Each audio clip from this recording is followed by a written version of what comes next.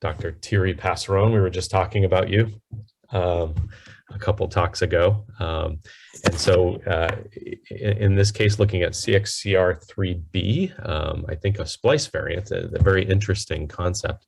The melanocytes express this pro-apoptotic variant of CXCR3B, and that induces inflammation and autoimmunity, in this case, specifically with segmental vitiligo.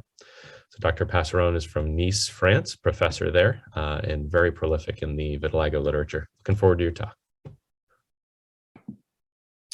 Dear colleagues, I would like to thank the organizing committee for selecting this communication. Here are my disclosures, but none of them is linked to this project. I won't go into details because we all know about vitiligo. I would just want to stress the fact that in top of generalized vitiligo, about 10% of patients have miniatural segmental vitiligo.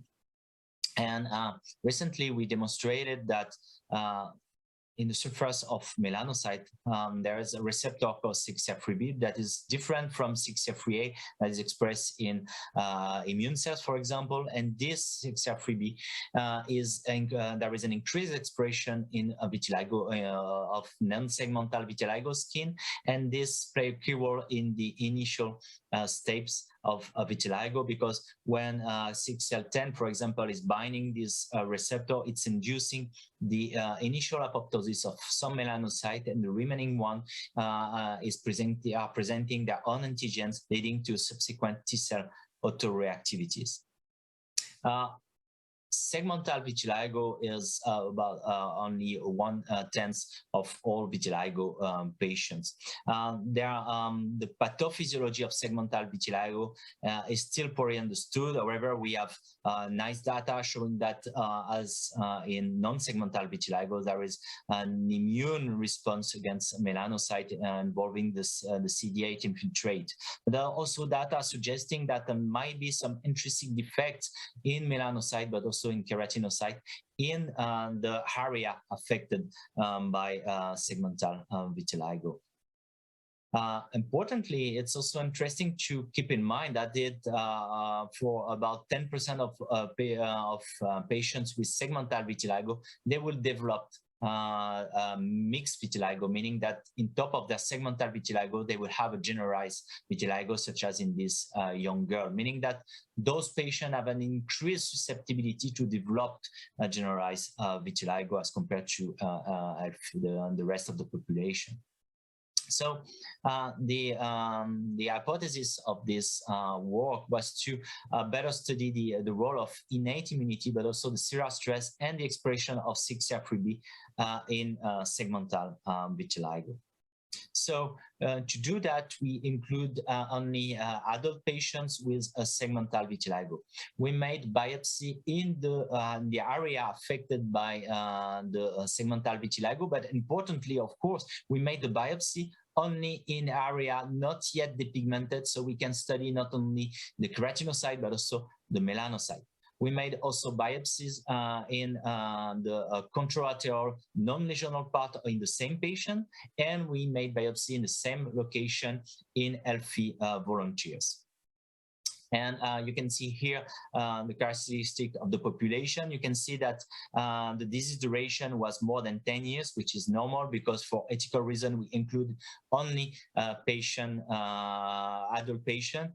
And of course, as I mentioned, the location of biopsy was similar for segmental vitiligo and the group of healthy volunteers. And here are the main results. Interestingly, we found that in the skin affected by the segmental vitiligo, but also in the same patient in the contralateral non-affected skin, we found an increase of expression of interferon gamma, CXCL9, CXCL10, but also an increase of MMP9 and a decrease of ecadherin. At the contrary, we only found an increase of a CXCL16 in the lesional part of segmental vitiligo, and the same as CXCL16, we found only in the skin affected by segmental vitiligo, an increase of inducible HSP70 and an increase of mitochondrial DNA damages, meaning that changes in skin immunity and integrity in both lesional and non-lesional sites of segmental vitiligo, but we found a selective increase of cellular stress and mitochondrial damage only in the part affected by segmental vitiligo. Then we assessed the expression of the pro-apoptotic CXCR3B at the surface of melanocyte, and interestingly, we found that the expression of CXCR3B was much higher in the segmental part affected in the skin of the affected by the segmental vitiligo as compared to the control lesional skin, but also as compared to healthy volunteers. So in conclusion, we found an increase of interferon gamma, but also a CXL9, CXL10, but we observed an increase of MMP9 and a decrease of E-cadherin only not only in segmental in the skin affected by segmental vitiligo, but also in the same patient in the control lateral skin as compared to healthy volunteers. And this is this increased activity and activation of those chemokines is in accordance with a general increased risk of developing generalized vitiligo for patients having already a segmental vitiligo form. But very interestingly, we found only in the skin affected by the segmental vitiligo an increase of markers of cellular stress such as CXC16 and inducible HSP17, and also mitochondrial damages only in this segmental part. But we also find an increased expression of CXCR3B in the melanocyte of the segmental part of vitiligo, and this clearly supports that in top of this generalized susceptibility, there is now mosaic alteration in the segmental in the skin of segmental affected by the segmental vitiligo. And to conclude, I would like to really thank Mary Tulik and also Valentina Marquis and Anen Bizouyesh who did this this work, and I would like to thank you for your attention. Thank you very much. Thank you, Thierry. Really interesting information on CXCR3B. I never would have thought to look for that. Isoforms make things even more complicated when you start to look at the same gene and different cell types expressed different ways. So fascinating stuff. I think that this helps to confirm that segmental vitiligo is indeed autoimmune as well. And a lot of times people ask if it's even the same in the same category. I've always suspected maybe, and I think your data supports that. And also showing non-lesional skin is subclinically involved, which is also consistent with generalized, but a number of things really specific to lesional skin. And so I have a bunch of questions, but I'm going to defer because lots of other people have lots of questions as well. So Dr. Mitesh Dwivedi from India asked, have you looked at the infiltration of Th17 cells as CXCR3B promotes Th17? We didn't look at Th17, but to the best of my knowledge, it's more CXCR3A that is promoting the Th17. I'm not aware that CXCR3B has been involved in promoting Th17 or Th1.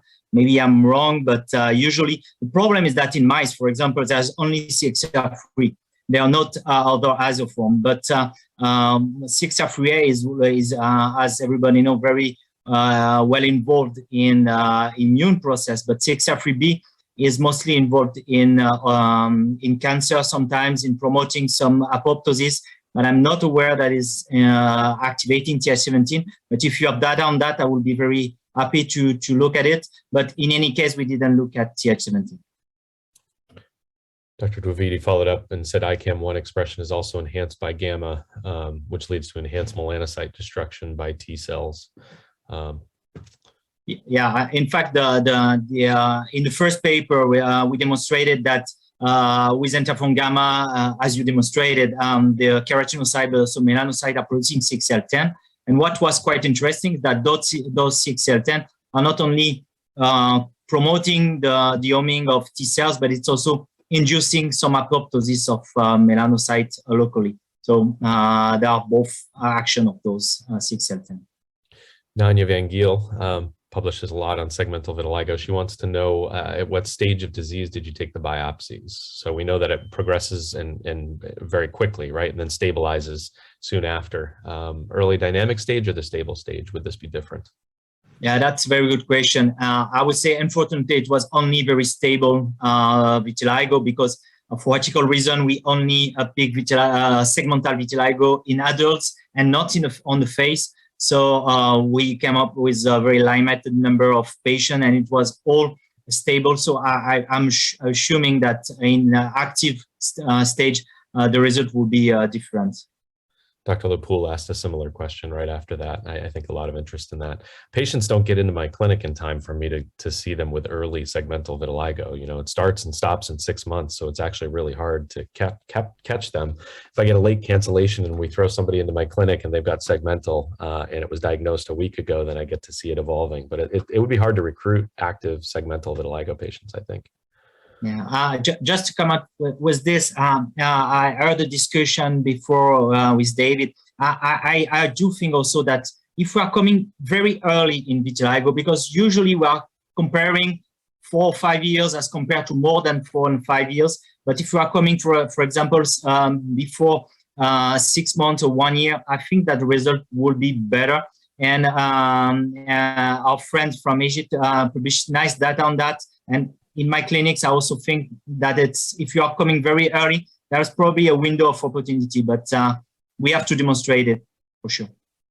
Good. Any idea how melanocytes die, Thierry? I've been wondering this for years. Is it apoptosis? Is it necroptosis? Is it any other forms? I would like to know. Some are flying, some are destroyed. I don't know. It's a very key question. I agree. I would like to know. We'll all have to put our heads together as a community, try to solve that. Sure. Thanks, Thierry. That was a great talk.